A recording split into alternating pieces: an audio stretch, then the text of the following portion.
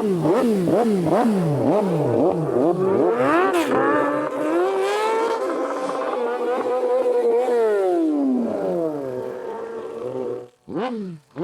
it going, folks? And you're very welcome along to the Motorcycle Hour podcast, where we talk all things motorcycling. A quick shout out to our sponsors, Terence Healy Motorcycles Tullamore, your main Honda dealer for the Midlands. City Spares Motorcycling, Cherry Orchard Industrial Estate Dublin, your Honda and Suzuki agent.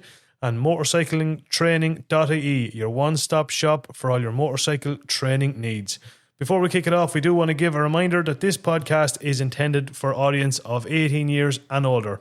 So just remember this when deciding where and when you listen.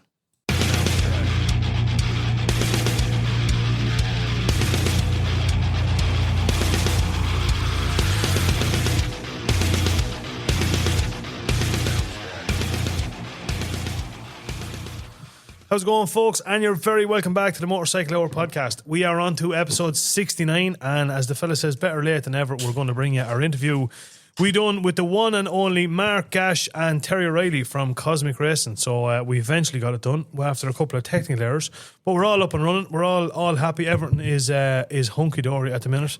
We think we'll start off with a bit of a roll call. Charlie Riley's over there in the left-hand corner. I'll give it up for Charlie. Yeah. All right, Bren, how are you keeping? I'm not too bad now, man. And yourself? Yeah, sure, now about living the dream. And wilder exciting? Oh, word about it. Apart from me and you were over in Terrence's today. We were over in Terrence's today. What do you want to talk? There was a couple of nice little bits and pieces over there. Absolutely, yeah. Well, he's after getting in a lot of new bike and gear. A lot of bikes gone as well. A lot of bikes gone. Jesus was shocked today. Few gaps there. I'm looking forward to seeing what he's going to stick into the old gap. Tell you, he's after getting in a lovely Gixxer 1000. A 191. Oh, boy. Baby. Whoop your boy. Bring up the Gixxer. I had it almost deleted from my mind. You only said last week that you may get a new one. I know, but I was like this looking at it. Oh, yeah, and tell the truth. Me and Brendan were coming home, and what did we see at the lights? His old Gixxer K3. Honest to God. I saw it. Yeah, I was a little bit heartbroken. Yeah. It was Where like, did you see it? it was like just at the lights at Scally's. Is it Scally's Centra? The one you sold in all? Yeah. It went to Paddy's and then Paddy sold it. Oh, right. So it was kind of like, how would I describe it? It's like, you know, one of those like soppy movies. Yeah. Do you know what I mean? Where it's like, you know what I mean? You're seeing the love of your life just heading off. Coming towards the end with the dramatic music. They were just heading off on their own little venture in life, and you were looking at it going, I'll never ever forget the times we had together. Well, all I know is I had a pain. I had a pain where I never had pains, trying to console this lad from balling on the way home. I know. I'm still in the hovers. But anyway, Chad, keep well, man. Yeah. Looking fresh, buddy. You have to say you are looking fresh. I'm liking it, man. Whatever you're doing, it must be all Hail of Eula I'm using. Isle of Eula and turmeric and creaseout. With the creaseout, the right job. On you go, Brett. Cheers, you're full of laughs tonight. I'm on top form. I'm talk about laughing. Over to the one and only Ciarán Riley. Yup. Oh, sorry. You pressed the wrong button there. Don't try that again. No. How are you, bud? I'm all good, buddy. How's life? Aunt Wild going on exciting? No. Same shade, different trouble. Yep. Are you still on the old Tinder? I am, yeah. Yeah, that's the next thing. We have to get him a woman. We have to get a woman. Like Ross has got a woman now, so if he can get a woman, anybody can get a woman. It's all happening. I don't know. You have to. It took 3 bikes for him to eventually get. I say she's having second thoughts now with this. I say she is. In fairness, I mean, definitely after meeting on eating. In fairness, the guy dog is very friendly. I have to say. Ross McQuaid's here. How's it going, Frosco? You're fair with me this week, you know. What's that? Well, you're fair with the button on me this week. That's fair with you this week. No, he knows what button he's pressing. He only did that just to bring me. Have to mix it up every so often. Have to mix it up. Martin McQuaid, what's going on with you, man? Very little. You sure you could do fuck all in this weather, couldn't you? You couldn't do a whole pile except fix phasers, man. Fix phasers? Talk to me. She's looking well, though. She's looking well. She is, yeah. No, it is now, in fairness. You know what I mean? Fresh now. It is. I like the new little Yamaha stickers now. Yeah. They're nice, aren't they? They are nice. Deadly. And they change a bit of colour. Yeah, whatever way you look at them. They're like reflective. And allegedly they give it an extra 5 brake horsepower. Beat the fuck. And he has 3 on it, so that's 15. Wasn't when I went to school. Did you not see on the front lights? What was it? It has the Go Faster stripe. The Go Faster stripe. On you go, boy. Chang. On you go. Oh, yeah, Well, that's nothing the next thing we have to sort out. So we stop blinding people when they're trying passing. I know. Yeah, I think we need to, because we did adjust them back there. No, but I think it's the bulbs, man. I think we need to. I know we didn't adjust them down low enough though. Yeah, so but we were only a down like a foot away from the wall, and we're like, yeah, sure, that would probably be low enough. Yeah, Probably should have went a bit farther away. And Because said, even when we're out on the road and you're behind, you can't see that. you're blind. That's what I'm saying. And I'm saying, and in fairness, he's always you behind. turned the You missed it. He's always behind. I didn't. I heard I'm you. not going to say it again. I'm not going to say anything. I have to explain. He's doing very well. No, he is doing well. Thanks, Chad. Thanks, Simple Chad. No, as. he is. I know he is doing fair. Hand on heart. He Yeah. is, absolutely. Yeah. No, she's looking well. She's taking over like a mouse's heart. Yeah, no, A couple of little technical difficulties. Yeah, probably But a bit not of old major. wiring. The wiring was a little yeah, bit. they haven't after ye left. We went to start again there, and it wasn't showing neutral. And we're like, who knocked this into gear? Yeah. And then we figured out, no, it was in neutral, and then turned it on, turned it off, and then nothing was turning on. Nothing. It wasn't showing anything. And then fiddled around with a few of the connections, and it's probably when we folded the tank back down, it probably just pushed on something it shouldn't have pushed on. Yeah, it was just one of the plugs, the main power, the start stop sunlight was just a little bit. That happens. That happens. Sure, look, it happens as all. No, I mean, 100%. But no, she is when she's starting taking, it's starting way better. you're going to notice some difference, man. Yeah. Like when you're riding that even now, full service, full new plugs, new set of throttle cables, the difference that's going to make. Yeah. New carburetor tubes, that's going to be like a different bike to ride. Yeah. Because she was a lovely yoke to go. Anyway. You were mad about that, but in fairness, weren't you? You All always said joking that's aside, the only Yamaha you really like. Yeah, you that, did like that particular now. one. And you're not a Yamaha person now. No, I'm not. And I tell you, the other Yamaha I rode one years ago, lads. Do you remember the old X-Up? Yeah. I rode one of them. Noel has one. Yeah, Noel has one, yeah. Nice one too. I actually, believe it or not, this is what I'm saying, lads, it's either that or it's just because I'm more into old school, but I actually preferred the old X-Up than I did the R1. I thought that they were a bit more sturdier on the front. The R1 seems to be too light. Yeah. That's what turned me off, because I hate tank slappers. Oh, Jesus Christ, I hate just like, so I like something that's solid on the road. Yeah, no, fair enough. Yeah, I hear you. No, look at I don't know. There's potential. That bike is nice. You know what I mean? Yeah. I know there's big enough on mileage on it and stuff, but it's running like a clock. Oh yeah, it's not bothering. No, it has been well looked after. Yeah. For at least the last but Brendan, as year. you know, it's like I don't know. After that. Any man out there with a proper brain cell and know, once you keep a bike serviced and everything, doesn't matter what fucking miles is on it. Yeah, she'll run right. You abuse the yoke and don't service it and let things go and everything. That's when problems start. Yeah, you have to keep them serviced. If you keep them serviced, you won't have any bother unless it's an Italian bike. I know. I shouldn't say that. There goes the old Ducati sponsorship on you. It's probably, if you average it out, it's something about 3,000 mile a year. Did you take that all up in your head? Did you just calculate that? I did, yeah. All right. 3,000 mile a year, yeah. Which, if somebody was using it as a bit of a commuter, it's still not hectic mileage a year. No. Do you know what I mean? Not at all. So Mr. Matt Olympian over here. Mr. Matt Olympian, lad. I just still use the calculator. But it's not, man. I seen him taking off the shoes and going for that's the not toes. I said, he's on a big zone here. Whatever he had in that train, he's out of putting something into his head. You're coming out with these fancy words and everything, but... Well, calculator. Calculator, you're in Kildare now, but that's a fucking... That's a word and a half now. Not who wears about, huh? Come here, we've loads of exciting stuff we want to talk about and stuff, but I think before we go any further, will we bring them all the chat we had with the guys from Cosmic Racing? I think so. Let them have 110%. Yeah. Sounds like a plan. Folks, I have to give a massive, massive welcome to Cosmic Racing's Terry O'Reilly and Mark Gash. You're very, very welcome to the Motorcycle Hour podcast. Cheers, lads. Lads, this is going to be a bit of deja vu because we told all our listeners that we had this essentially recorded. Well, we did. We did. We had most of it recorded, and then the laptop decided to shit itself. So, apologies for bringing us the whole way back here again. The whole way back. Terry was delighted to be back twice. Absolutely. Yeah. Are you any less nervous now, Terry? No. Well, it's fairly easy going now. In all fairness, Mark, I'm going to start off with you. Give us a bit about. So obviously, as I said on the last time we were chatting was. We've often asked, we've put up polls and stuff on our social media asking people kind of what is there any other areas that like discussed or something. And the one thing more and more messages came in for was sidecar racing And it's something I don't know anything about. I just know you are fucking tapped in the head. Tony, I know, would look at it the same as I would. But yeah, everybody wants to know more about sidecar wrestling. So, Mark, I'm going to go over to you. You are the mad bastard that hangs off the side of the sidecar. Yeah. Can I ask, is that your official title now? You're the official mad. He's mad, but you're madder. Organic active contraction control system is all I am. Yeah, like you were saying, you know nothing about sidecars. I'm not quite sure do we know anything about them either. Yeah, look, it's a very unusual. The passenger role is very, very unusual role. It is because like everybody looks at you, goes, how do you do that? You're just hanging on the back and like you're in the hands of the guy in front of you, and it's not like that. Like the control of the bike is very much 50-50. Very much 50-50. The driver points it where he wants it to go, the passenger makes it go there. If Terry doesn't do his job, it's not going to go right. If I don't do my job, we're not getting through the corner properly either. So it is two of us, very much so.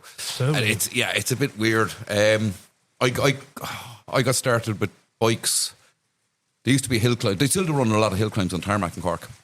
Closed road, mile and a half up a hill. Up a hill, okay. On a closed road. You used to be able to turn up with your road bike and get it through scrutiny, lock wire it, take off the mirrors, tape up the lights, off you went. And I think I was probably about 8 or 9. My old fella took me to a hill climb. It was literally a mile away from us. That was my first time seeing a bike.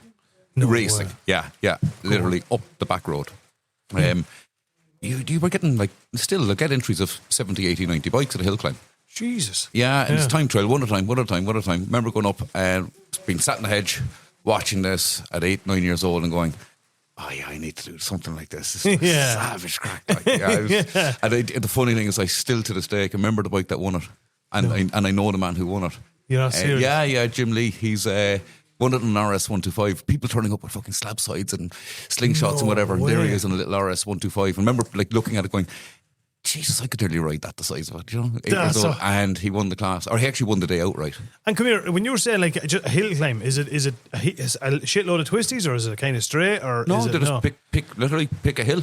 They just be okay. And the natural corners on it. Okay. So if you're going, it's a hill. It's usually about a mile and a half. Yeah, something you'll drive every single day in and out of work or down to the shop, whatever. Right. They'll close it off, put up pole protectors, bales, whatever else needed. It's run as an MCY event under an MCY permit, and you rock up and off you go. And you get what they call it, run what you brung type thing. Pretty much, and it was that way. Now it has changed. It's evolved through the years. There's more and more people turning up with road bikes. With track bikes and race bikes. But it was literally road what you brought. And I mean, like I remember seeing guys going up the hill on GS 1200s and stuff like that. Lord, jeez. So then, went on. A lot of racing down home, a lot of good racers at home, a lot of mates of mine. I kind of got into sidecars when I was living in Scotland, worked with a lad, he raced, went to a few race meetings with him, did a bit of testing with him, didn't have a fucking clue what I was doing. Came home, started rocking up to Mondello with a couple of the lads from home, Steve Tobin, Stephen Casey, Donny Curtin, these guys. 2 of which went away and did very well at Manx as well through the last couple of years. Spannering for them, saw the sidecars, didn't even realise the race sidecars in Ireland, and that's it. It was only a handful of weeks later I was sitting on the back wondering around Mandela. How talk me through the first time. What was that like? First time getting into a sidecar? The best way of describing it is where the fear of falling off outweighs the fear of crashing. Okay, right.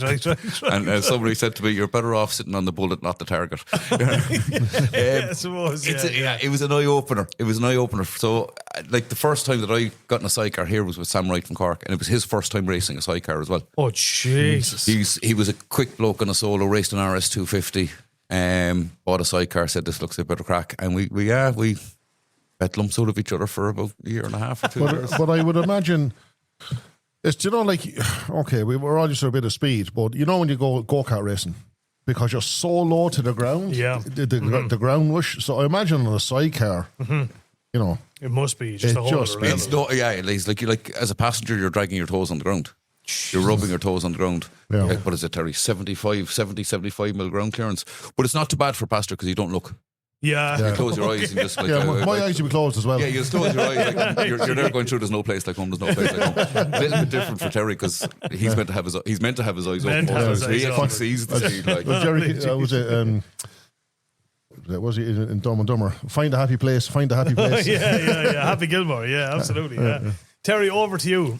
How did it all start with you back in the day? I suppose, well, obviously it was on road bikes, obviously in the 80s and CLCs and stuff like that. And, it was a bit like Mark, a few of lads I knew when I moved down to Rockline, Roddy Hayes and Fergus Gearan and that, like they were racing the Mondello, used to go over, like, and from that, obviously seeing the sidecars, I'd obviously been into something different, 3-wheelers and stuff like that. So So did you give it a go? give it a go. Yeah. And did you race any solo at all, or just No. I think you said the last time you went down Port East direction. You were down. I went down to Port East and they taught me how to negotiate. It was more of a traffic light. I'm right saying that's John Cahill. It would be in all that neck of the woods. There was a nice triangle between the club that was down there was between a tie. Port Leash, Munster Evans. So it was and again, obviously riding out with different lads like Murt Brady and the likes would have taught me that my solo riding skills I wouldn't have classed as being what you see out there. Some lads just have fantastic ability on bikes. Like I just felt like that sidecar was worth a look on like that. Bought the sidecar. The lad was lined up to do passenger, didn't work out. So I was helping a lad, God rest him, Desi O'Brien. He had a Mead motorbike shop there in Navan, and he showed me one day he had a set of letters that was so small. He goes, "I'm never going to get rid of these." And I went, "Can I have them?" And I went this outside my cousin's house until he came home, and just when he walked in and says, "Try them on." They fit Samira, won't you? Fit him like a glove, and sure, like that. He never sat in the sidecar. Would have probably known them from like Sephora and that, like so. Yeah. So we just Started from there. Like, Why sidecar racing? I suppose I wouldn't have known at the time, but it's an amazing community. Like I don't think there's a. Obviously being biased, but I don't know of another club that is so supportive of each other. Obviously you mightn't see a lad from one race meeting to the next, but basically whatever's needed, like, you know, like to get a lad out. Like I was going for a championship one year, the bike packed up. One of my competitors gave me his bike, like, I mean, like that's unreal, like, I know, yeah. And like, you know, it's whatever. If it's a part, if it's a bit, if it's lads will just row in, like, I mean, like, what's your issue? I'd imagine as Davey Wood said about the Dunlops, you know, like you said, if the part broke or you needed a part, you made the part. Yeah, it's like that because they're all by spoke. They're all by spoke. Like you can't go down to. You can't go down to Terrace Healy and say, can I have a Formula 1 with 1,000 cc's? You can't buy them, so everything is made. It's funny, when I actually asked Terry that question last time, I just thought it was the best answer ever. Obviously, on our last time we recorded this conversation, I said, "Terry, why sidecar racing?" And his response was, "Because I don't want to die alone." It was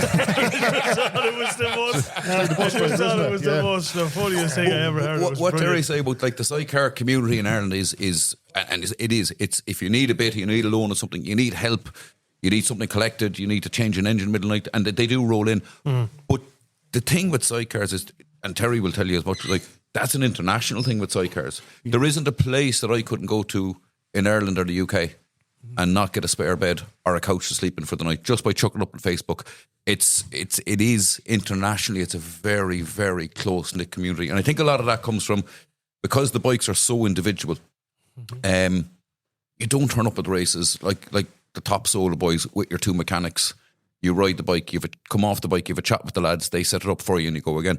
Sidecars, because they're so individual machinery wise, you have to work on it yourself. Okay, yeah, that makes sense. And you do end up working on it yourself, and the whole family get involved, and like the missus comes, and the kids are there, and like you go to sidecar paddock, everybody has their hands dirty. Yeah. And I think that brings the whole community thing into it. And because you're working on it yourself, if you're under a bit of pressure, you're blowing an engine, you're trying to do an engine change on a Saturday night, whatever, the guys next door to you, they've been that soldier as well. So, fuck it, we'll go up and give the lads a hand. Do you need a hand? No, we're okay. Well, do you want? I'll run down and I'll grab you a pizza. You probably haven't eaten. Come up with a pizza and 4 cans of beer. That's so concerned. Yeah, and you get that, and I think a lot of it is because we're a very hands-on class because we work. All the Sidecar guys, and that's across the world. They all work on their own bikes. So what you're kind of saying is all solo riders are kind of princesses then? Oh, prima donnas, yeah. Prima donnas, I get you. Kevin Keys, arrive and drive. I suppose we heard it here first, folks. You heard it here first. We touched on this on the last podcast, and but I just want you guys to explain it again because obviously it didn't go to air. It didn't go to air. Mm-hmm. So you talk about walking on the bikes and that, but again, I want you to just explain the different classes then, and what's the difference between F1 and F2 and you know. But in the old days, obviously, all the long bikes they've broken the class a bit now because of engine capacities on the with a lot of the FIMs are gone to 600 cc's. Yeah. Well, just even to go back now again to a novice. I mean, I know what you're talking about, but what's a long bike and what's a short bike? So basically, a long bike, well, by its definition, is much longer if you see an F1 and an F2 together. Yeah, but the reason for that is so the F1 then obviously the engine is mounted behind the driver. Yeah. And on the F2, which are predominantly 600 cc, especially for the TT, the engine is in front of the driver. Yeah, so that's the big that's difference. The big one, and visually, then it just obviously it's a much shorter. Obviously on the F2, the passenger is. I'd nearly class it more like a 3-wheel go-kart. The passenger is so much more involved. Like he's literally on your back. If passenger isn't on your back, you're going. And just get a bit more technical, is there minimum heights, minimum ground clearance, weights, all that type of stuff? Not so much weights, height, width, yeah. Thankfully, there isn't a maximum weight for the driver and passenger. So you're trying to get yourself and Brendan here. So they'd have to put a forward wheel on it for us to take. As far as I can remember, I think the old measurements was an F1 was an 88-inch centre-to-centre wheelbase. 80-inch, like the old Land Rover. Like the old Land Rovers. 88, and the F2 was 66, I think is what the old measurements were. There's a fair bit of a difference in it. Yeah, there is, yeah. But the nice thing about the F2, as Terry was saying, like the F2, the engine's at the front, so it's under Terry's chest and between his elbows, which means if it rods itself, I've got Terry to protect you from a fucking He's like the bulletproof shield. While on an F1 where it's behind Terry, it's fucking directly underneath me. It's anyone's game. Just roaring at me. Jesus. And we spoke about, so what kind of engines are you typically? Obviously, in both classes, the Gixxer for many years, like the 1000 and the 600 obviously was huge. CBRs or the R1s or the R6s in the short bike now, the R6s would be, but they would be very sort of highly tuned. Like you'd have to have a fair package. It did need constant refreshing. So obviously that would depend on what sort of package you'd have. Yeah. Okay. Gixxers would be more. Supposed to be a good stable engine. They good power out of the box, Terry, didn't but they? just to expand on that one. So a state of tuning of the engine. Would you have like super stock and super sport? Do you know what I mean? Like a standard engine is one class, and it's all just under the one. It gets a little bit. I suppose that the classes and the regs have got a little bit disjointed over the last number of years. Yeah. So I say what we spoke about the F1, which used to be, or the long bike, which used to be 1,000, is now a 600. Yes. Unfortunately, the engine regs for the F2, the F600 British Championship, and the F600 World Championship are 3 different engine regs. Configurations. Yeah. So some of them you can tune parts of it and not other parts, and some of them you can tune this and not that, and then some of them you can't tune anything. It's just stock out of the box. That's just so people have an idea. Yeah, so I suppose it has become a little bit. It's harder to jump on a bike and say, "Do you want? We'll take it and we'll chuck it into British Championship." Next thing you realise, your engines aren't eligible to race because we've got something done that they don't. Yeah. So in this country, we just race an open class in this country. Yeah. Again, back to ride what you brought. Yeah. Run what you brought. Yeah. And so Isle of Man, what do we talk? What does that work then? So that's been evolving for years. Every year that changes, Terry, doesn't it? Yeah, in recent times there is the thing that there's a standard engine class and a race engine class. Still was meant to be brought in last year, but The only thing I'd have felt about that, like, is Lee Crawford came third in the overall standings. He was first in the standard, but there wouldn't have been any recognition that there was two different classes. Like, I mean, like, I suppose first year they might change that. Obviously, if you can get going standard, like, it would leave it more open. Like, I mean, like, that's what they do, like the next gen stuff, you know, like the trains and all that for solos. If it's, you know, and they're actually detuning them now, you know what I mean? So this year at TT, we just got info about it today. So what they're doing, essentially at TT, what they're doing is they're actually trying to slow the class down. Yes, exactly. Yeah, because I mean, 121, I think, was it? Was it 121? 121 by the Crows. Unbelievable. And Pete Found's hot on their heels at 120, and Lee only just a fraction off of them as well. I mean, it's and you have two guys, little 600. I look, proof of the pudding is the Southern 100, and the Crows this year, they would have won the 600B race, solo race, on a sidecar. That's so. And I think they would have been just outside of top 20 in the 600 A race. That's on a fucking sidecar. There's two of them on it. Yeah. Jesus. So they've decided, right, they need to try to, I suppose, put a bit of reins onto it. So what we're getting this year, we just got to say info about it today, is every bike at TT has been given a restrictor plate that will sit directly underneath your throttle bodies. Yeah. So it's reducing the orifice of your throttle bodies or your air intake. Yeah. So it's just going to choke the engine up a little bit. Yeah. So it'll just restrict the air intake. What we're being told, and it does kind of make sense, is that that'll have a bigger effect on the tuned engines than the stock engines, because the tuned engine lives on it, and it lives on the amount of air that they can get in. Yeah, exactly. So what they're trying to do is make it, I suppose, a slightly more level playing field. Yeah. Take the tuned engines massive top speed out of it and leave it down to corner speed. Let the fastest boys beat the fastest. Yeah, absolutely. But it's still a tune will have its place then, because you're trying to more bottom range or more, do you know what I mean, mid range, our corners, that type of stuff. We were only talking about this actually a couple of weeks ago, Terry. It is going to get to a stage that with these restrictor plates, so this is the first year they'll be rolled in, but very quickly people are going to go, do you know what? The Honda works better with this restrictor plate than the Suzuki does. Yeah. Or the Yamaha works better than the Kawasaki with this restrictor plate. So what you'll end up getting is you'll end up with guys going, if we're going to run these restrictor plates, it has to be a Honda, because that's the one that loses least top end or whatever. Yeah. So, but look, that's kind of a suck it and see. The first season of it, when people will find out what's quick. It's evolution of the class. It's evolution of the class. Yeah, for sure. Yeah. And like the sidecars are something that have evolved probably more so than a solo bike. Yeah.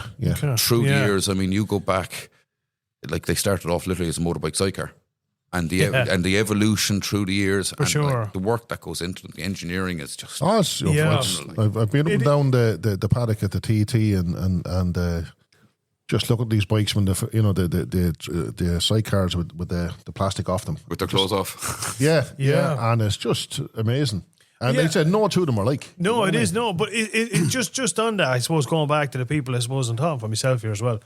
So talk us through the make of them. I know they all differ, but like it's a kind of a trellis tubular frame for the most part, is it? It's tubular frame, tubular frame. Now some of the long bikes, just track bikes, would be monocoque, very much Formula One setup. But the older long bikes would be all steel. Yeah. Obviously, anything for the roads, like it has to. Mark probably did explain it better, but it'll be, your leading link front end as opposed to like a single sided. But Mark would actually. Yeah, so like, see, the monocoque bike that Terry's speaking about, which the long bike, it is a track bike. It is Formula One technology. It's Formula One car with 3 wheels, but it's an aluminium tub riveted together and glued with Araldite, and that is what it is. It's Araldite glued together and riveted. You take that down the road, it'll probably be an incredible piece of machinery, but it won't last the bumps and the shakes and the rattles. It'll rattle itself apart. Okay.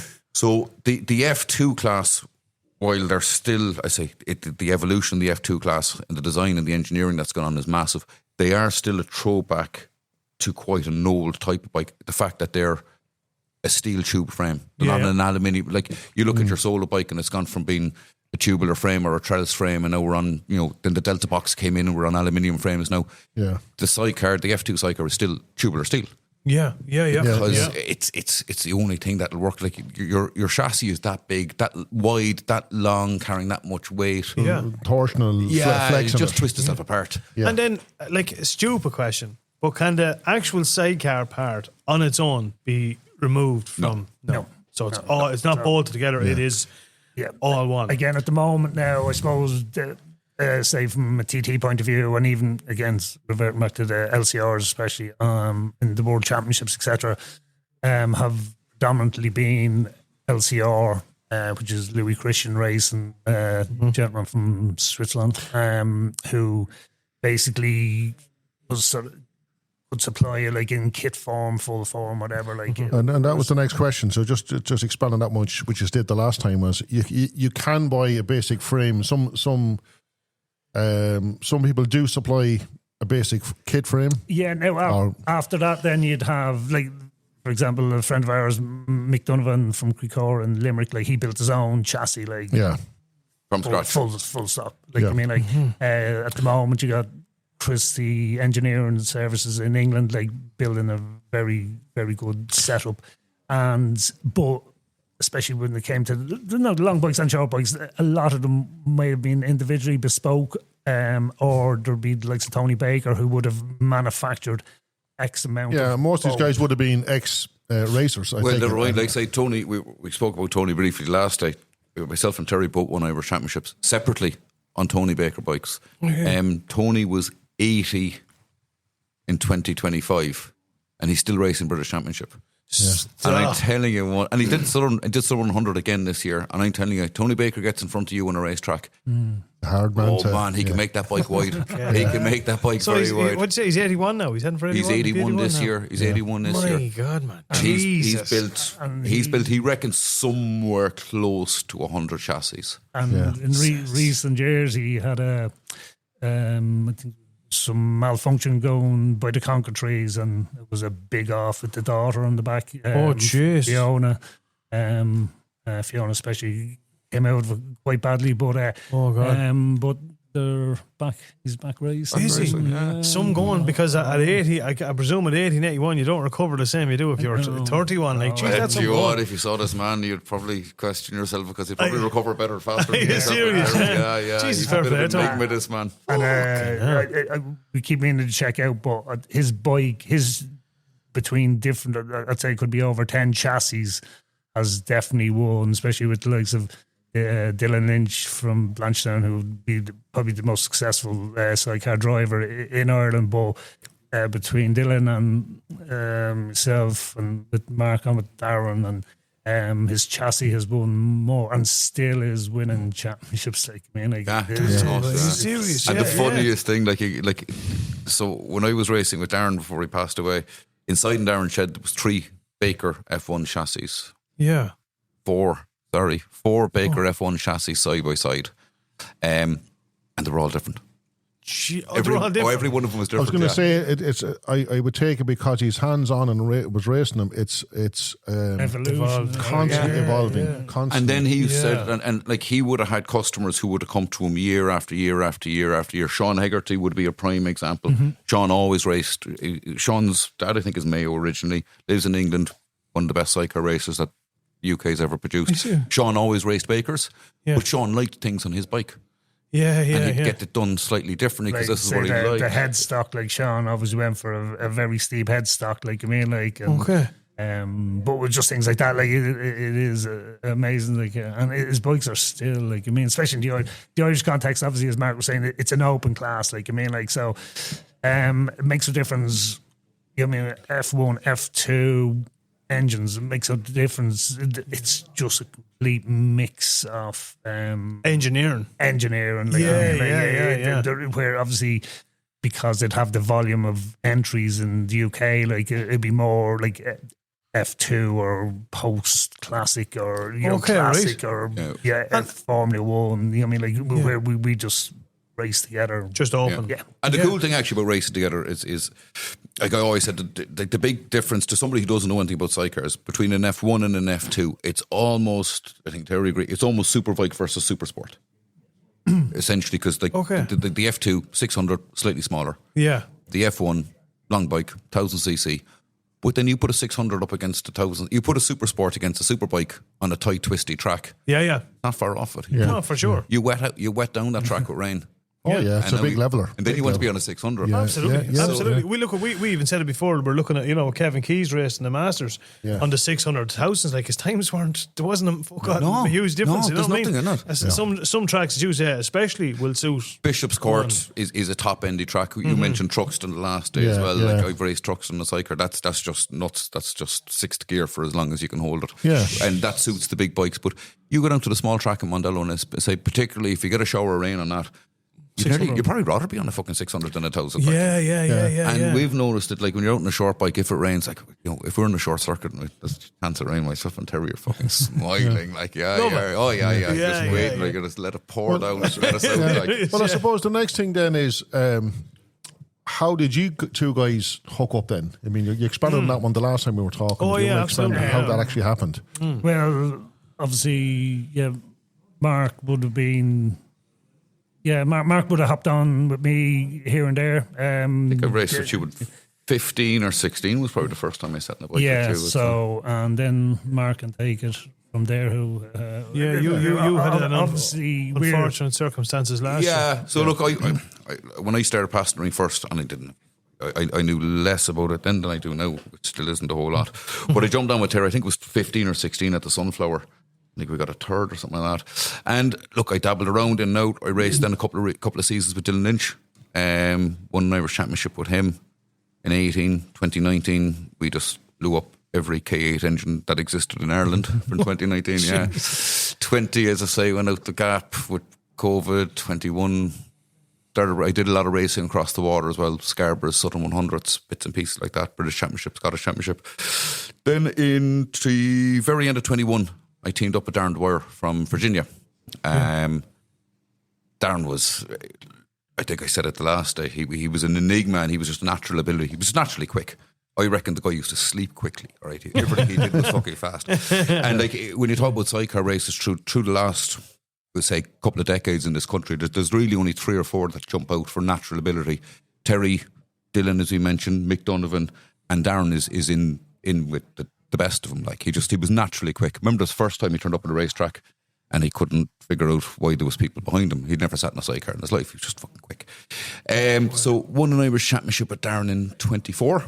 Yeah. 24 was an awesome year. I think we'd in Mondello out of 18 races, I think we had 12 wins, 13 fastest laps, and it was just broke record books like. Yeah. And then started 25. We did Easter weekend, 3 wins from 3. Beat John Holden all 3 races. John Holden, former TT winner. Wow. We were lining up for a mega year. Where was that at Easter? Where was that? Bishop's Court and Corkestown. Yeah, it's okay. one day in each. Yeah, with a good engine bought for the bike, things were dialing in nicely. And when I was over at TT, got a phone call saying he'd been killed in work. Oh, jeez. Yeah. And I was talking to him that morning, and he just says to me, tongue in cheek, "Fuck's sake, watch yourself out there." He said, "We're racing in 2 weekends' time."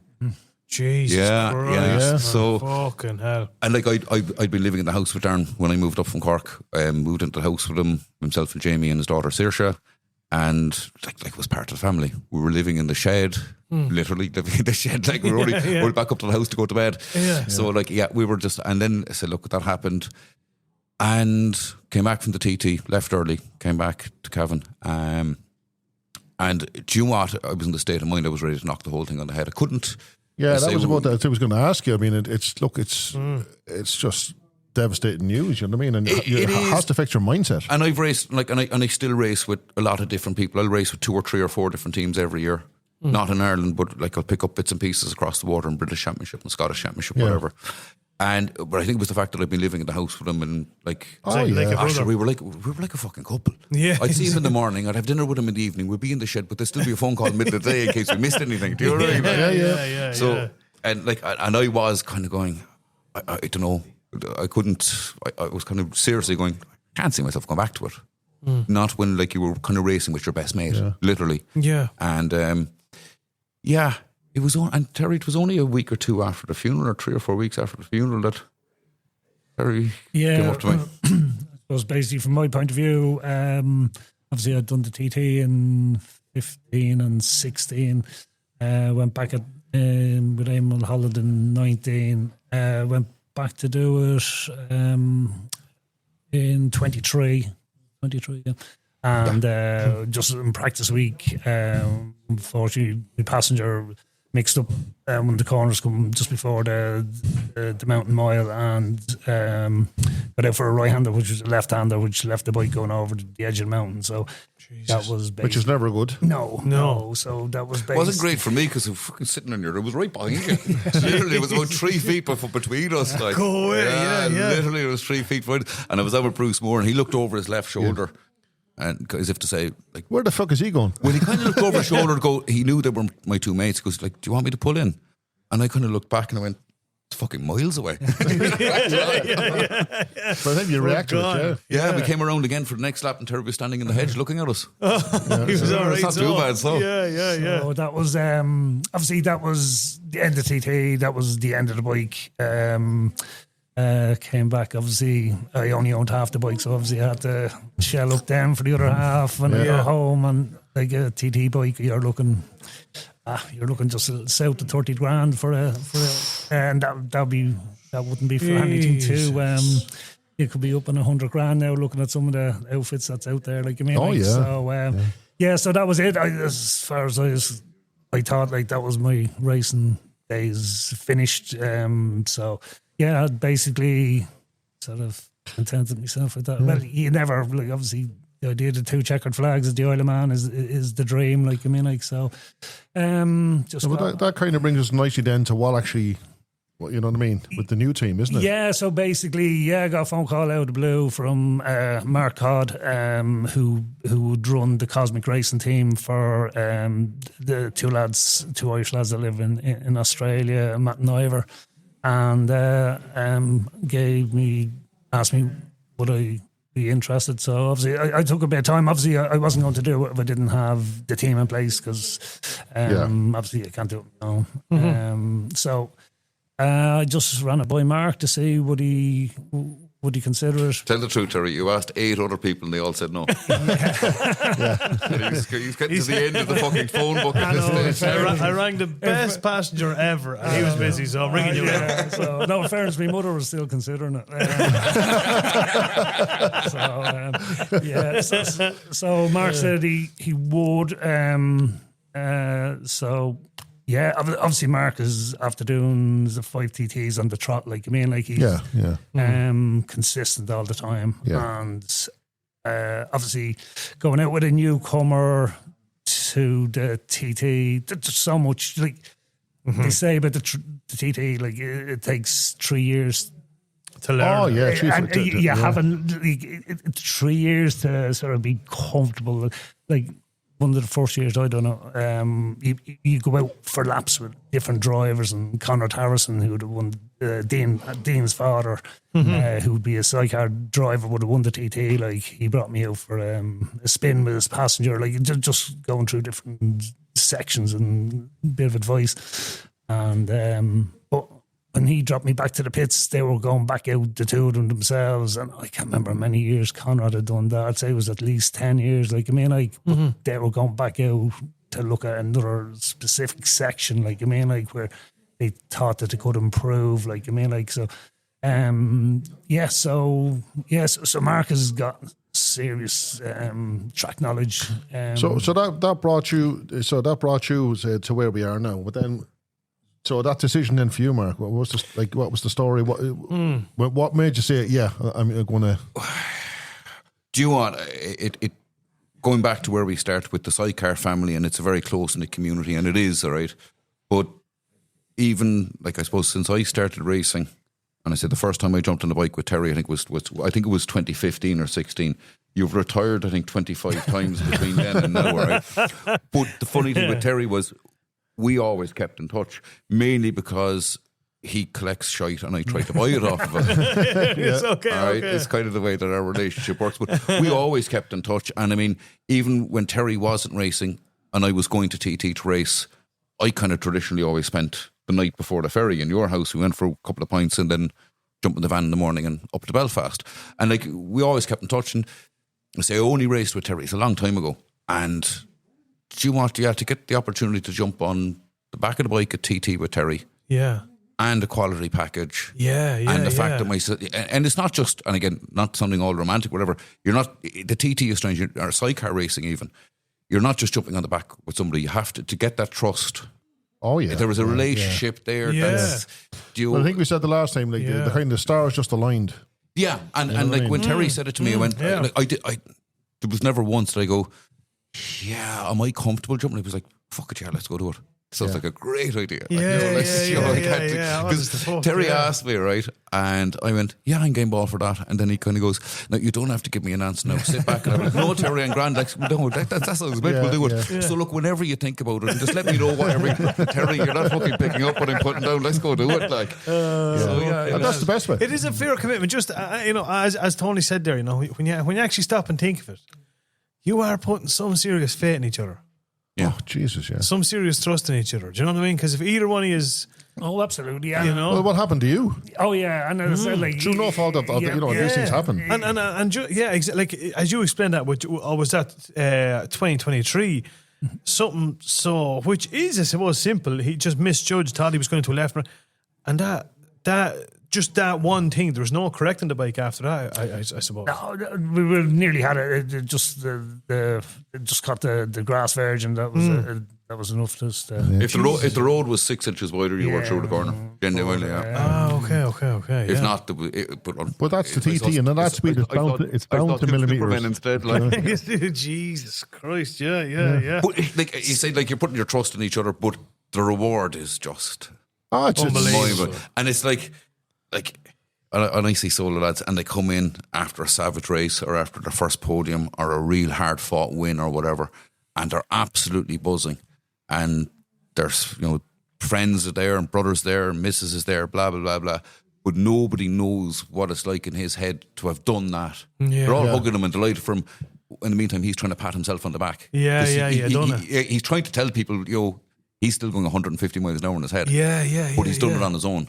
Yeah. While you go out and have a savage race, and myself and Terry come in, and it's like, fucking hell, that was savage. And he knows exactly how I feel. He knows how I feel, and vice versa. And then the flip side, you come in, it's been a shite race until it's from depths of depression. But I'm sure you'll be there. Oh man, remember that corner? We did that, and that worked. And bouncing off each other. Literally, you're sharing the experience with somebody, and that experience isn't happening unless both parties are doing what they need to do. And it's in unison. It has to be. For sure. Yeah, and I suppose just on that. So moving forward to 2026, which we're in now, TT 2026. We're only a mere 5 months away. That's in racing terms. I've actually run TT. We're under a bit of pressure time wise, and they've pushed it out a month for us just to get the rest of the bike in line. That was decent of them. It sounds like that. We might get a ferry ticket after all. So, but so what's the plan? What's the hope?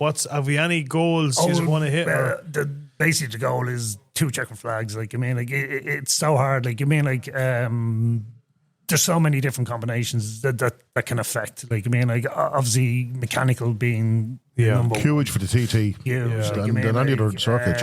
It's just the torture. You mean, like, but basically, it's obviously you're racing against yourself per se. Like, I mean, like obviously go out qualifying and just basically just set a time and then just try and improve. Like, I mean, like obviously it's great. There's no point saying obviously there's another 3 Irish lads, Irish teams going out, and obviously there will be a bit of competition there. Like, I mean, like, like obviously healthy competition. Yeah, absolutely. Like, and look, it's no point saying it. Like, I mean, like if you're not. Put it this way: in racing, in solo racing, right? And you've got a team there. Who's the first person you have to beat? Your teammates. Yeah. But we don't have a teammate, thankfully. Yeah, but if you've three Irish, but if you've got three Irish teams going, there's bragging rights to be had coming home, and that's very absolutely. Do you remember when you were a young fella, all the country boys would beat, knock the shout of each other, and all the townie boys would knock the shout of each other. But if the townies, the country boys went into the town, and one of the country boys was getting hiding, the country boys was hopping in. Yeah, 100%. So like, it's very it is the two checkered flags. Like of all the TTs you've done, Terry, you've never got two checkered flags. TTs I've done, I've only got it once. Okay, yeah. I said like the amount of prep organisation, it's just huge. It's just huge. phenomenal. The logistics of it, absolutely, yeah. Which all to them brings us down to the cost. The cost, Do you know what I absolutely. mean? Yeah. So let's shake the old plastic bucket there and say, come on, folks. Myself and Terry driving over the van, we were just doing a little bit of maths, and that's why we were 5 minutes late, because we had to pull in and cry for a couple minutes. But, like, I think you have a better idea of cost anyway than me, Terry, because you've done it on your own enough times. Like basically, I suppose, obviously between engines, obviously the fact that the bike is being supplied by Cosmic is just amazing. Like, I mean, like, but I'd say I don't see anything less than getting out less than 15 grand. I'd say to date, engine parts to build 2 engines today cost 3,200. We've got 4 to build. A set of shocks. Jesus. A set of shocks, 3,000 euros. Yep, it's 1,200 quid for a set of tires. For a set. Yeah. Now, Well, like I said, I keep saying it there, Mad Max, you know what I mean? A nice bike, like speed is just a question of money, how fast you want to go. Oh, yeah, all we're doing is turning money into smoking noise. But do you, like, is there... what I'm getting at here is, is there a slot on the fairing for someone who wants to throw a few quid? Oh, yeah, absolutely. Or back of your letters, whatever. Absolutely. I think I said this before, like, that if somebody wants to give me money, get it fucking tattooed on me. Like, if they give me enough, they can sponsor me for the rest of my life. So, again, can they GoFundMe? Is there a GoFundMe? Is there an email address? How do they contact you guys? Being honest with you, the only it's very hard to, I suppose, stand on the pedestal at the moment to shout look for people's hard-earned money. But the fact of the matter is, you have to jump through certain amount of hoops just to get your entry for the TT, which obviously you have to have. It's all a cost. Yeah, it's all a cost. Yeah, you have to have your X amount of races done from the previous year, then your X amount of races done coming. But obviously your entry would have went in, I suppose, start of December. We won't know if we actually have an entry until towards the end of February. And I think it's like the solo, there's a cut-off time as well. So yeah, there's a cut-off time. Our entry is in. It's a bit of a... It's a long... Just to finish on that, like, I mean, like, I went to 23, like, and people would have supported me. Like, I wouldn't be one... As Mark can tell you, for knocking on doors or even talking to people, don't really like it.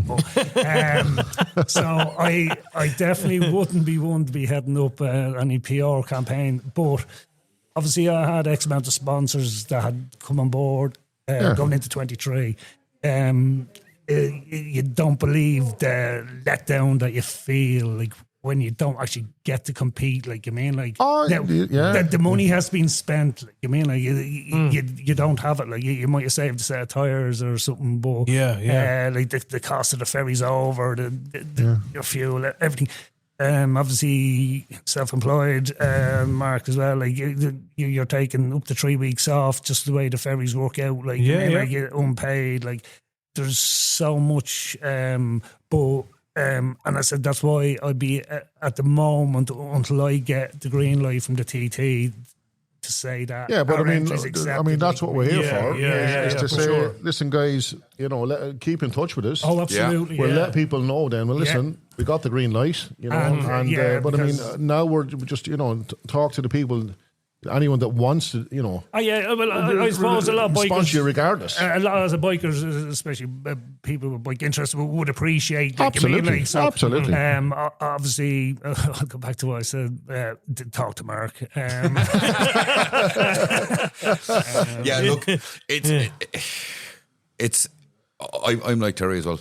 I'm not going to walk. I don't like walking around with the same people. Do you want to give me some money so I can go race my motorbike? Yeah, I get you. But people, you know, there's a return. I think what a lot of riders don't get is for the vast majority of sponsors, it's a return. They get something out of it. It's not like it's an ownership into the team. Yeah, absolutely. And it's small things like, I mean, any time that I've raced on a bike and we've had a few sponsors, like a small thing, set up a WhatsApp group.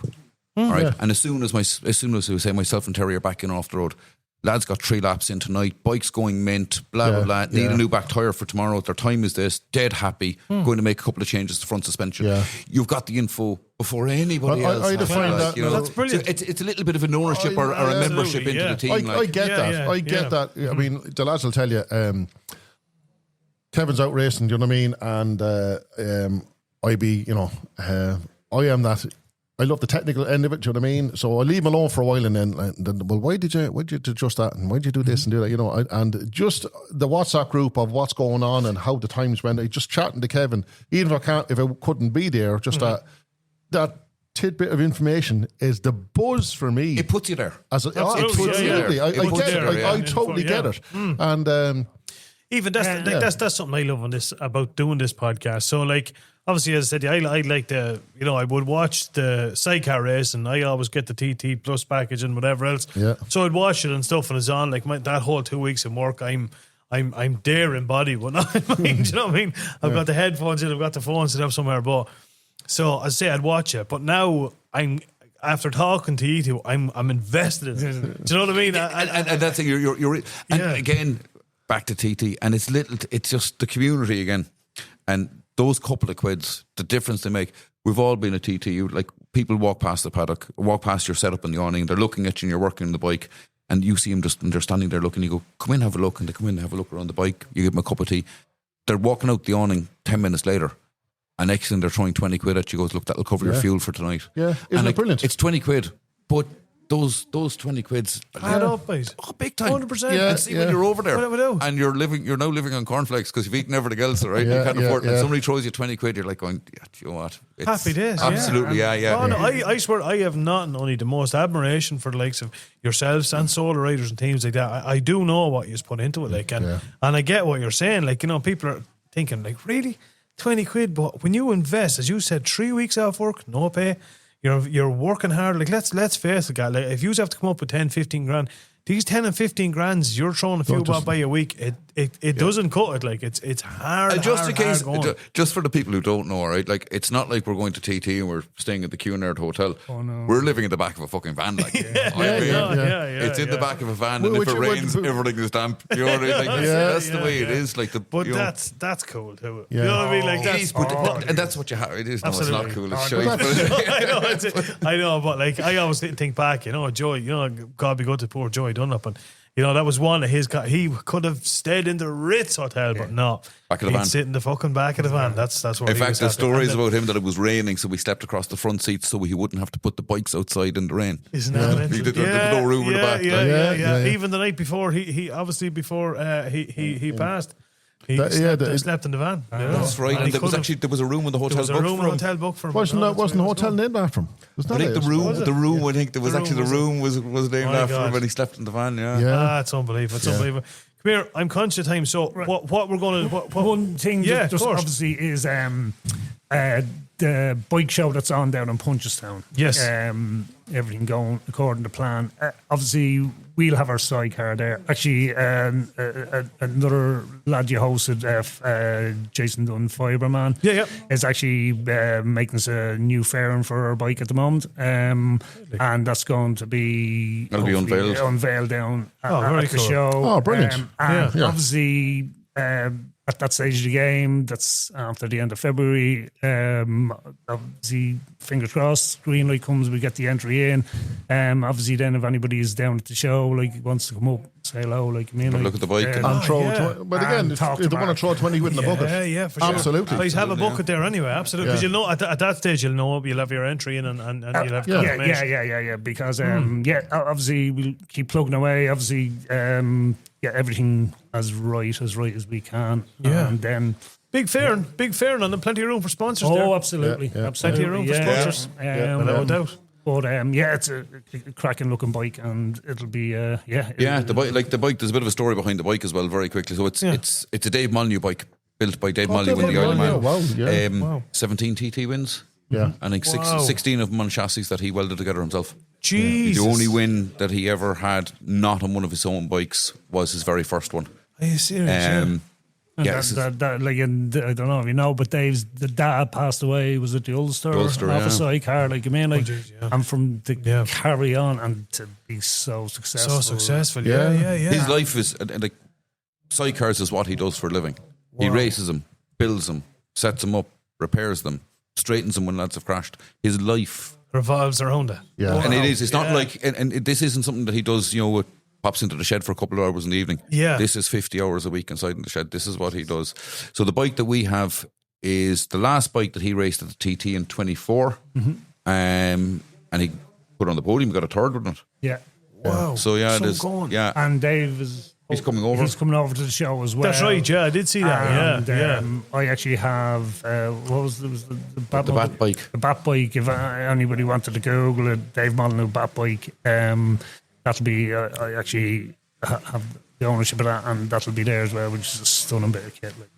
That's going to be class. Yeah, I'm looking forward to it, and I think there'll be a lot of people now will be making a beeline for the setup. Because it's not too often, as you say, like that, you can get up close to these things and have a bit of a look around at the stuff and chat to like again, and it's something I love with the sidecars. Again, down in the paddock at the race meeting, doesn't matter if it's short circuit or road or whatever it is, and it's at lunchtime when everybody's walking around with the kids and whatever, and like when the kids come into the sidecar and you put the daughter in the front and you put the young lad sitting on the tray in the back. And see the look in their faces. These kids are like they're 8, 10, 7, 8 years old and getting the photograph but taken.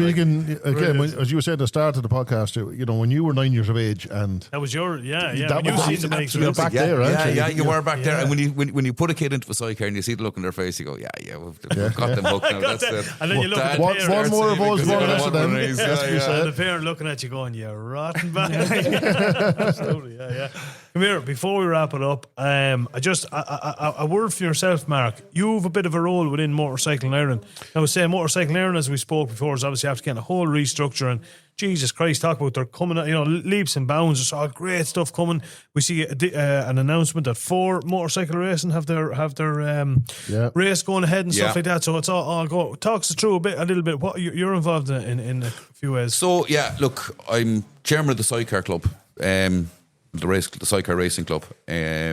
I'm also Motorcycling Ireland. Then directly underneath Motorcycling Ireland, there's a couple of different subcommittees. We'll call them. You have the Short Circuit Committee, you have a Roads Committee, whatever. So I'm actually sit on the Short Circuit Committee as well. So I won't say we're the governing of the short circuits, but we're kind of the advisory group, and we decide between the groups. So the Short Circuit Committee is made up of Sidecar Club members, Fingal, Leinster. Am I missing somebody? I think that's it. 3 or 4 different clubs in the country. And we basically kind of structure the short circuit events in the country. Okay. Try to get value for money for everyone, tailor up the classes that everybody is racing against something of equal machinery. And then one of my other roles within the Short Circuit Committee is I'm the newcomer passenger assessor as well.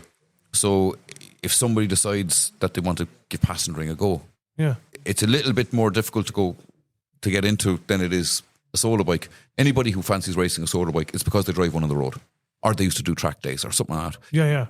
I'm yet to have a newcomer passenger come up to me and goes, I used to passenger a sidecar the last couple of years up and down to work. It doesn't work that. So we bring them on board for a couple of days, get them plenty of track time, give them tuition, a little bit of training, try to give them advice, bring them up to a speed, and then again that was something that was only introduced in recent times. From the club's perspective, like just trying to be as proactive as we could to make sure that people were, fit and capable to do it. Not saying obviously a lad can miss a handle or whatever, but it was just to have the file, give the lads a chance, because before that you used to just rock up, whether you're a driver or a passenger, and away you went, it was a great initiative. Obviously Mark would do a lot on that, and so that they do that once a year just for your license, it's well, the way it used to be, it kind of was you went up and the stereo said you just kind of jumped on And if you didn't fall off, you got your license. And if you did fall off but wanted to get back on, well, fuck it, we'll give you your license as well.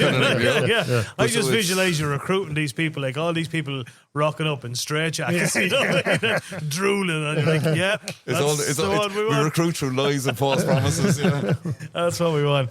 Jesus Christ. Well, look at all things. I do genuinely think, I said this and that, I think there's a special combination there this year. I think, as Tony rightly said, all the stars seem to align, and obviously have gone through some fair struggles now in the past and stuff, and it just seems like all the stars are aligning. So cheers, lads. We definitely, on behalf of myself and Clondigale, wish us the absolute best. Thank you very much. We will be rooting for you 100%. I know Tony's going to be over there. We're undecided whether we're going to get over there this year or not, but you'll be over there, I believe, Tony. Yeah. I'm waiting on just talking to one guy about getting a house, getting a room in a house for the 2 weeks.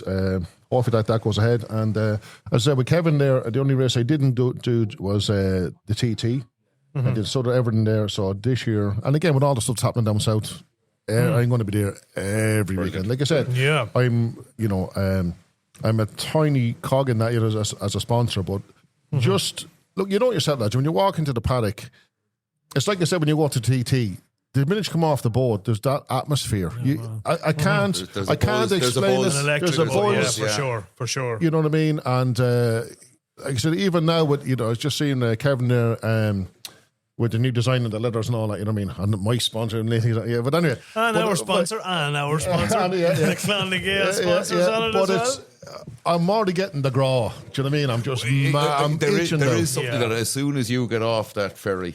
When it comes with regard to work and stuff like that, the zero fucks are given. Did you want? In 3 weeks' time, we'll go back and readdress that. Exactly. Once you roll off the ferry, it's like, that's a July problem. Yeah. 100%, just going back to what you're saying about sponsorship. If anybody, there's two things here. If anybody does actually want to give us, roll in behind us and give us a bit of support, massively appreciated. You'll find me on Facebook, Mark Gash. The other thing is, I have had a promise of a tenner if I mention this guy's name, friend of myself and Terry's. Aidan McCarthy said he'd give me a tenner if I give him a shout out. Good stuff. So Terry, you say Aidan McCarthy, that's 20 quid now, Aidan. Aidan McCarthy. 30. Aidan 40. You want to be smashing out the overtime this week, bud? Basically, the minute we get the green light, which we will, we'll give you a shout just so you might mention it. That we will. Is a go. Absolutely, without a shadow of a doubt. Well, it might be advice to bring the boys back on and how the prep is going. And absolutely, without a doubt. And as I say, come and see yourselves, and we'll be over there as well. We've got a bit of a stand of things at Moto Expo, which is on in a couple of weeks' time. So yeah, it's all going to work. Lads, best of luck. Thank you very much. Keep her lit, and we'll look forward to seeing how you all get on. All right, cheers. Thank you so much. Thanks a million, lads. And that was the one and only Terry O'Reilly and Mark Gash. Interesting lads. I'd be certainly looking forward to watching them on the Isle of Man this year, all going well. Well, you said it, watching, because there's no effing way I'd get on no Sidecar. No. Unless I've about 10 child nappies on me, because I'd fill the whole arm. 100%. You know what I mean? Yeah, absolutely. I was laughing at, I had a good chat with our good friend Mark Dunn, who's also here tonight. Goodbye, Mark. Well, Mark, he was telling me a story earlier on about a buddy of his who had a BMW, I think it was a GS, and with a sidecar. And he was telling us this. And he convinced Mark to go for a spin. So Mark kind of jumped into it anyway, wasn't thinking a whole pile of it. Was just like, oh yeah, sure, this is fucking grand. Yeah. And he said he never in his entire life was so afraid. How come my money hearing this now? We were only told this today. He's just like, he sat in the position that you're on a sidecar and you forget you're only about 3 inches off the ground. And they were overtaking an Arctic. And he says he was looking underneath the trailer going, he said it was... I say he looked on with two heads saying, what you that? He was terrified.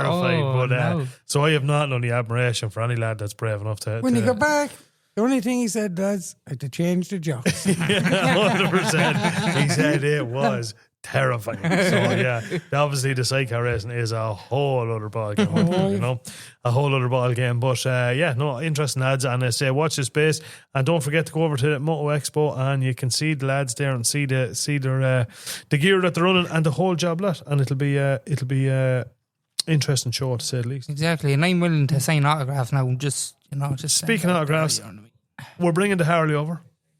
Who's Harley? Yours. Oh, my own Harley. Okay. That's what I said. Are we bringing over your Harley? Oh, yeah, of course. Absolutely. Of course. McQuaid. I'm definitely not bringing mine anyway. We could do it. It's a lovely Harley. It's a smashing Harley. You'd want to bring him a 2 ton of sawdust underneath to train all the stuff. It's a Harley. It's supposed to do that. Yeah. No, but we could do a little challenge. Do you know what I mean? We'd challenge anybody to fix Ross's Harley. Who can take the starter out the quickest time? It could be a competition over. Exactly. It's a good little idea. Charge a $5 a go. It might pay for the repair costs. Would not be a bad idea. Would not, be a bad idea. But no, we're looking forward to it now. Looking forward to it. Come here, boys. Do you know what time it is, do you? Haven't a clue. Oh, I know. I think I know. And now, it's time for the Tech and Torque Report. Over to you, Roscoe McQuaid. What have you got for us this week, my good brother? So looking at aftermarket sat-nav systems. Absolutely. Obviously, a lot of the newer bikes are coming with sat-nav systems on, so don't really know what they're like, because unless somebody wants to give us a brand spanking new bike that has one built on, we will test that. Terence Healy. Yeah. Now, Terry, are you listening? You listening there, lad? Yeah. Now, you can obviously go Temu specials. They're 60, 70 quid, but you probably wouldn't want it. It might last you to the end of your driveway. Yeah. But there are a lot of brands out there that we're just looking at. TomTom, Garmin, some fairly recognisable names for old school people that would have been buying the standalone sat-navs in their car. Yeah. Back in the day, all getting fairly good reviews, all kicking in around, depending on where you buy it now, in these ranges in pounds, you're looking about between £300 and £400. Now, some of them don't come with the cradle costs, and there's one brand here, I don't know how you pronounce this now, Torque. Anyway, it's a very expensive one. It's about €600 for the £600 for the unit itself, then about another £100 for the cradle. Okay. So you're looking at if you could all see the face on Chad there now. You're right. Big shillings. They're like, we haven't tested many of them, but again, Mark done there, and I think you have the same one. It's the Carperide and it's the CarPlay model. Now they're kicking, depending on the exact one you get, about between €300 and £400. Now Mark does swear by them.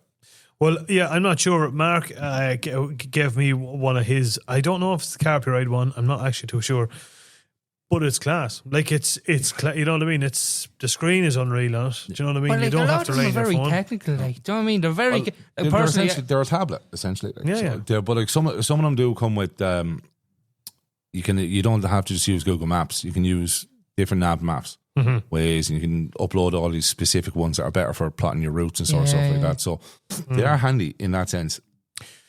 You see, the only thing, like, I'd say the difference between the Garmin ones and stuff. So, like, a lot of the other ones you're getting, like the Carpuride, and what was the other one?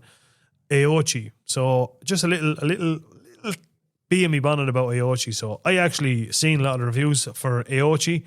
They're cheap enough. They're like between 100 and 150 euro. I ordered one, and I was supposed to have it within 28 days, and 40 something days went past. I remember this. Where did you buy it off? And from their website. Oh, really? From their website. Paid for it. I think 40 something days went by, and I just got so sick of it.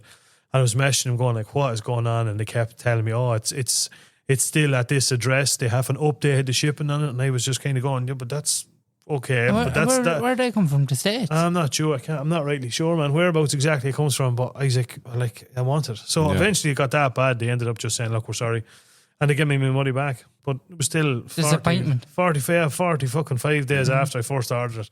Bit of a disappointment, but from what I see and all the reviews on them, they look like a great piece of kit. But that was just my personal experience with them. It'd be handy when you're going off doing the photo rallies and all that. But that's what I'm saying. I suppose with the Garmin ones, the ones that are 300 and 400 euro, like essentially the Carpuride, from what I can see, it's just you just connect your phone to it, so it's just basically a second screen for your phone. Exactly. Yeah, it's a screen sharing device, really. Like, whereas the Garmin have their own dedicated built-in sat-nav. They do, yeah. So what I'm wondering is, will that work? If you work without, if you're going somewhere and you haven't got phone reception, will the Garmin still work? Yeah. Well, this is it. No, this is the question. I think a lot of them are working now and basically the same with like Google Maps, where you upload your route beforehand and it can work in offline mode, like, you know. Yeah, okay, yeah. The one thing a lot of people probably turn around saying is, "Oh, sure, just use the phones." Now, I have knackered the camera on my phone by not using quad lock.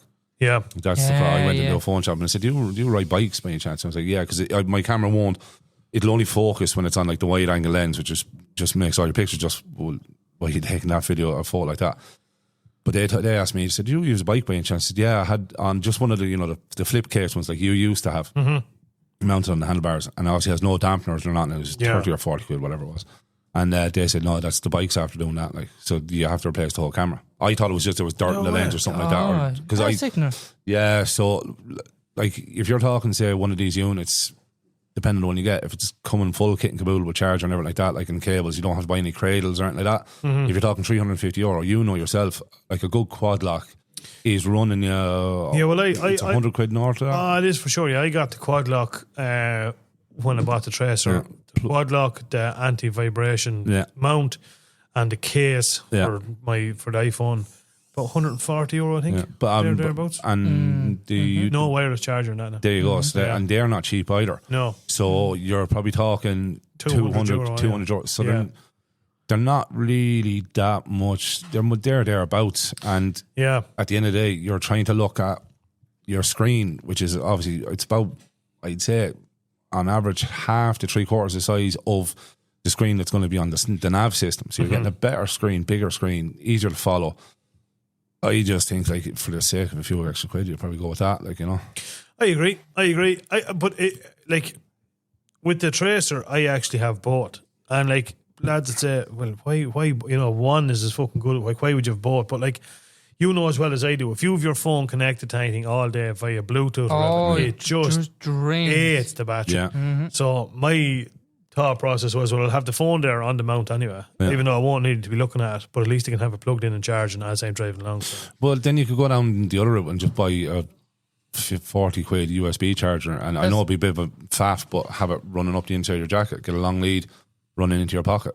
But they're always handy to have, because I have a pump out there, like if you ever get a puncture, it's handy to plug in, you know. Like I put one on your Triumph. That's right. And you put one on the Phase. I put one on the Phase, but the one on the Triumph, I put that on it. Great job. Yeah. Absolutely. Oh no, everybody should have one of them. 40 quid, piece of piss. Yeah. And the only thing I would advise people to is, if you're not, like, you can buy them, and in fairness, they all come with the lovely battery terminals with the fuse and all that. But if it's me personally, I would have it ignition switched, so that if you turn off the bike and you've something plugged in, it's not going to drain. It's going to wire it in if you can at all. Wire it into your ignition. That's the only thing I would recommend, as the fella says. Do you know what I mean? What ones the Aochis, the Carpy rides? What say they are about 200 quid? No, Carpy rides, they're kicking, depending on model, 300 to 400. But are they the ones that have the front and rear facing camera? That's when you're kicking between the models. Like, you can get them without it, but you can get them with it. So they're kind of, I think some of the ones I looked at were about 350ish.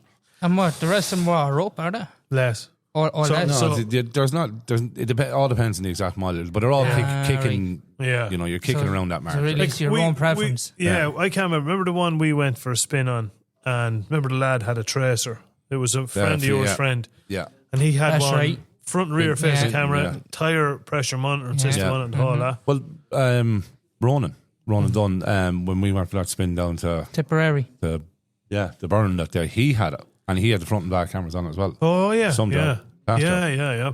Look, there's a lot to be said for it. There is a lot to be said for it. I suppose, you know, you have to be careful with those cameras too, like, because they can get you in trouble. Yeah, they can save you. You're better off with your two wing mirrors, and that's it. Depending on what you're doing, you could get Chef in an awful ball of trouble too. Like, absolutely. I agree. Allegedly, you were telling him you were doing proper 80 kilometres an hour and 220 up on the clock. What the fuck out with that? Yeah. No, I agree. You know? Yeah, look, it's an interesting one. It's you can't nearly go on social media now, or you're looking at anybody's YouTube videos or any of the lads that are big into YouTube and moto vlogging, as they call it. They're all using one form or another of a sat nav, or I don't even know if you don't really call them a sat nav anymore, do you? Call them a they're nav system. Yeah, it's an interesting one, McQuaid. It's an interesting one. So yeah, look at Carpy Ride, Garmin. Yeah, you know what I mean. Reach out there, send us over a few, and we'll see. We'll get a Garmin on the front of that Harley there. Like they used to do years ago. Look, there's that many signposts out there and all now. Just look. Yeah. Hey, as the saying goes, Chrome get you home. Chrome gets you home. Well, Kieran, you are, as we all know, a chromosexual. Yeah. Exactly. At the minute. Exactly. So, I had no choice. You gotta love it, man. You have to. Absolutely. Yeah. Thanks for that, Roscoe McQuaid. No bother. Interesting one. Next week, we've another interesting one for our Tech and Torquereport. opportunity today to ride a Triumph Speed Triple 675 You today. love them, you And, do. yeah, no, look, it I was swear to God, I interesting. thought it was Tom Cruise out with a Mission Impossible coming in. I think you're right, actually. I was looking at that after. I think he did ride one of them. He did. He did, yeah. He did. Yeah, he did. Yeah, I think his was. It was either black or red. Could have been, not sure. It was one of them. But he's He in did one have of the one. Mission Impossibles on one. Oh, yeah. You know, no helmet, no nothing. Like, I mean, Blackguard. oh, and flat out. Flat like, out, yeah. You know, Yeah. Well, that'll be coming up in next week's episode, so tune in and see what we all thought of the Triumph 675. Come here, we better wrap it up, guys. We're going on and on and on here. We've an interesting week coming up. The first rally of the year is coming up. We're all heading down to it. Yeah. I swear to God, I just said to myself, guys, I'm going to do as many rallies as I properly can, as I genuinely can this year. I'm looking forward to going to the rallies. No, I Well, am. you know I'm something? not hard. I can't wait because I personally love the rallies. The Yeah. atmosphere is just, it's Good just crack. something different. You get to meet up It with is. people that you haven't seen from Yeah. maybe one end of the year to the other. And yeah, no, I'm looking for. Look, at the weather's going to be absolutely shite this weekend, boys. I think it's but but we there all is have cars. We can. there's worst that case many scenario. rallies going to be coming up now. You're going to have 2 and 3 a month there popping up. You know what I mean? Yeah. Now look at. I won't say I'd be staying at them all, but we'll be there. Yeah, absolutely. You know, probably a turn and 110%. burn, maybe an overnighter there, and Oh, yeah. have a few sherbets. Yep. You know yourself. Has to be done. Well, come here, chat. I'm going to hand it over to you. Speaking of rallies, where are we going this weekend, lad? What's going on this weekend? So we have got The Frosty Balls 2026.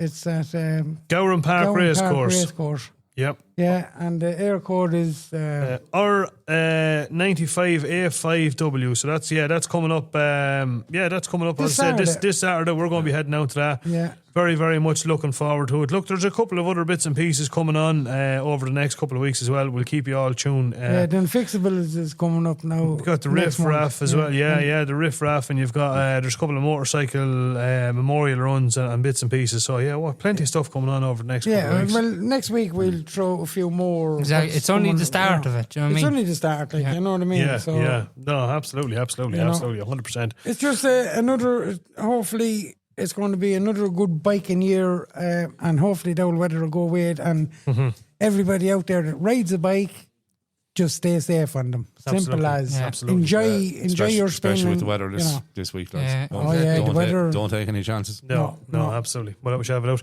Okay, folks, over and out for this one. We'll see you all back here next week for episode 70. And have a good weekend. And Stay safe. keep her between the ditches, as I Yeah, say. exactly. Yeah. Over and out, so See you folks. later, folks. Good luck.